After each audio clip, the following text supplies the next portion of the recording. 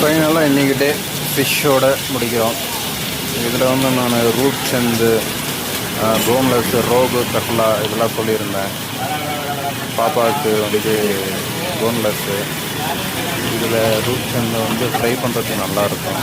So அது வந்து centre முள் மட்டும் இருக்கும். ஸோ அதில் மீன் சொல்லியிருந்தேன். மீதி ரெண்டுத்துலேயும் முள் ஜாஸ்தி இருக்கும். ஸோ அது பாப்பாவுக்கு கொடுக்க முடியாது.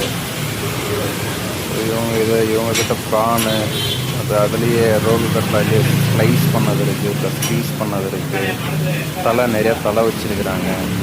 அது கட்லா ரோகுலேயே போன்லெஸ் இன்னும் அது வச்சுருக்குறாங்க கிராமு. நல்லா எண்ணெய் அப்பப்போ போட்டு அதுக்கு மசாலா ஒன்று வச்சுருக்குறாங்க, அதுதான் ஹைலைட்டு. ஸோ மசாலா அப்பப்போ அதுக்கு தடவிட்டு ஆயில் அப்பப்போ அப்ளை பண்ணிவிட்டு, மெயின் எதுக்கு இது வாங்குறதுன்னா, இது வந்து கல் அடுப்பில் செய்கிறாங்க, விறகு. இப்போ காட்டுறவங்களுக்கு அது விறகடுப்பில் செய்கிறதுனால அது டேஸ்ட்டு ரொம்ப நல்லாயிருக்கும் சாப்பிட்றதுக்கு.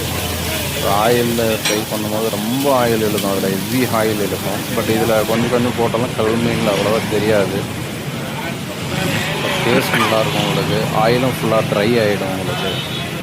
சாப்பிட ரொம்பவே நல்லாயிருக்கும். இது வந்து அந்த ஏர் ஃப்ளோ. ஸோ அப்பப்போ அடுப்பு அமைஞ்சிருச்சுன்னா அந்த காற்று ரொம்ப உள்ளே இருக்கிறதுனால அது அதை ஆன் பண்ணால் உங்களுக்கு நெருப்பு ரொம்ப அதிகமாகும். இவ்வளோ தகவல் கல்லடுப்பில் செய்கிறதுனால நல்லா இருக்கும், டேஸ்ட்டு நல்லாயிருக்கும் சொல்ல போனால். ஸோ அதுக்கு அவங்க ஒரு மசாலா வச்சுக்கிறாங்க. அப்பப்போ அதை அப்ளை